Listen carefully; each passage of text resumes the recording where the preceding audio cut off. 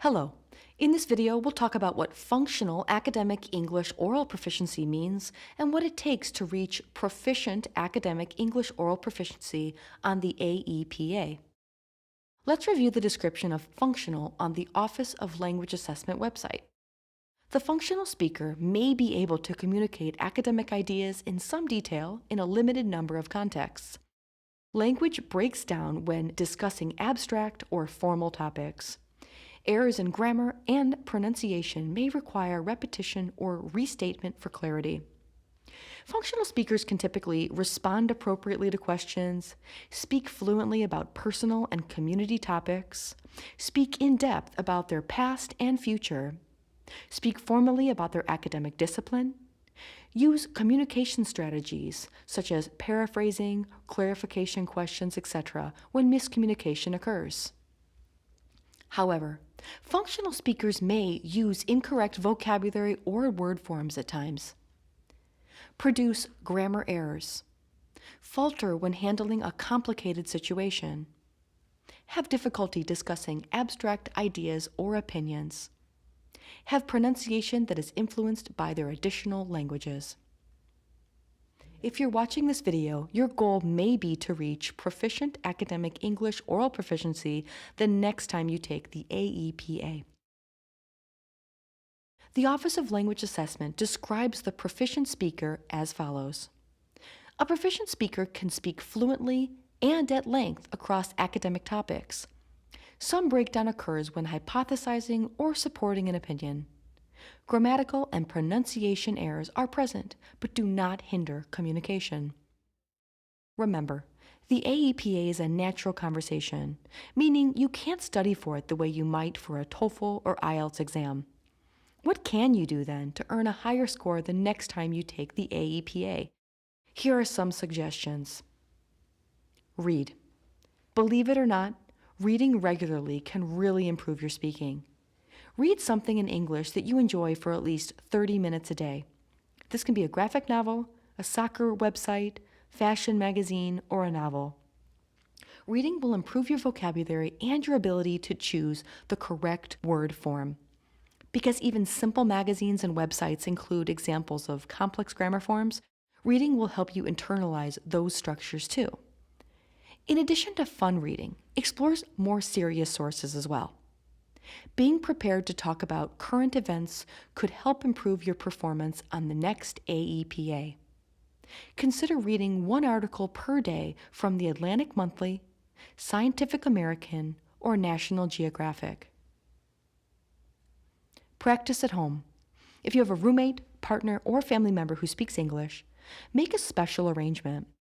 Ask if you can designate your entire home as an English-only zone until you're finished with your next AEPA. Remember, it's okay if your language partner doesn't speak English perfectly. Practice, not perfection, is what's important. Regular practice will help improve your score the next time you take the AEPA. Utilize the community. The people in your town or city can help you practice English.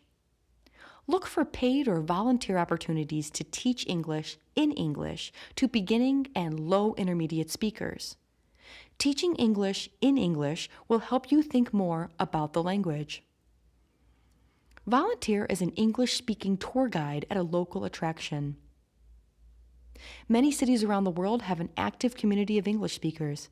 If you have access to English-speaking community where you live, consider organizing a bilingual film festival, community tour, history or culture course, or starting a podcast in which you interview English speakers.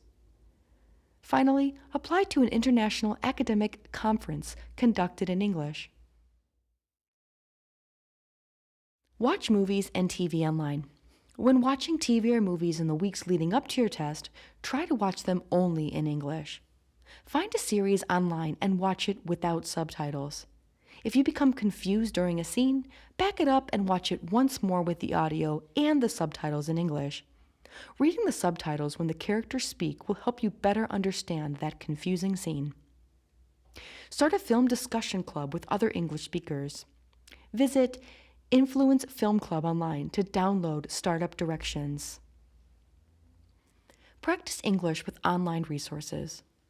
We recommend listening to TED Talks, StoryCorps interviews, This American Life, and Radiolab Online. Audible.com offers hundreds of audiobooks and podcasts to download.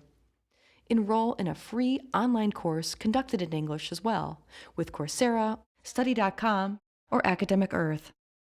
Review challenging grammar forms. Functional speakers may need to review phrasal verbs, past modals, gerunds and infinitives, noun clauses, WH question formation, and the unreal hypothetical and counterfactual forms. Review vocabulary. Some learners have an easier time recalling the meaning of a vocabulary word when seeing it as opposed to hearing it.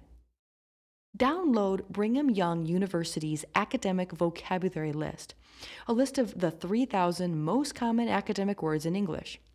Examine the list carefully. Eliminate the words you know without a doubt when you hear them and when you read them. With a highlighter, mark the words you sort of know and the words you don't know.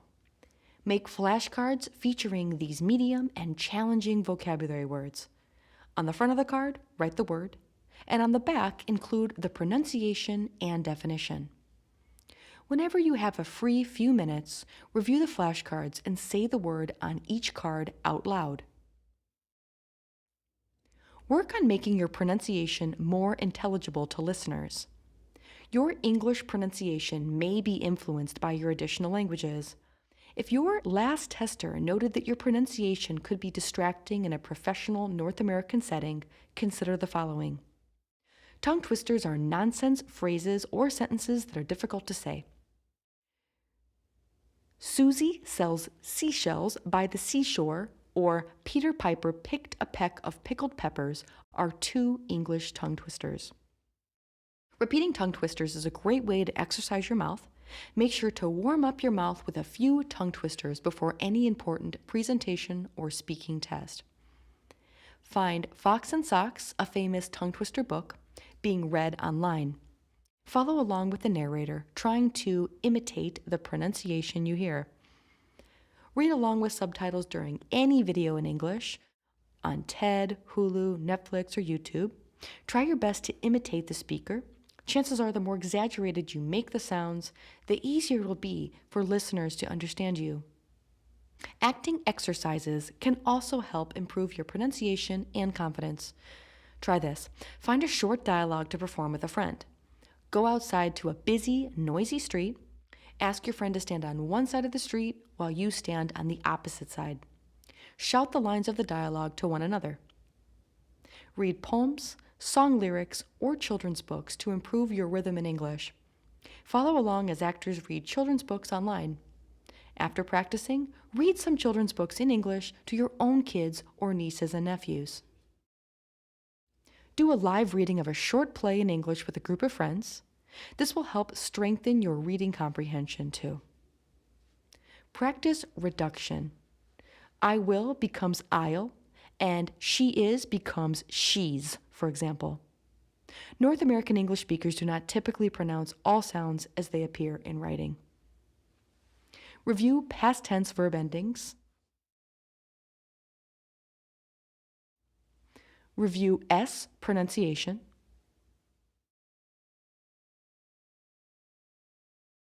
Remember your academic vocabulary list, vocabulary cards? When reviewing these, hold onto a rubber band.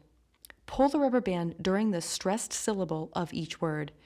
It may sound silly, but this exercise really helps people remember when to stress syllables.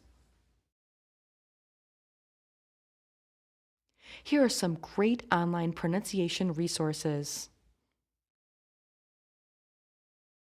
We wish you the best of luck as you continue to improve your academic English.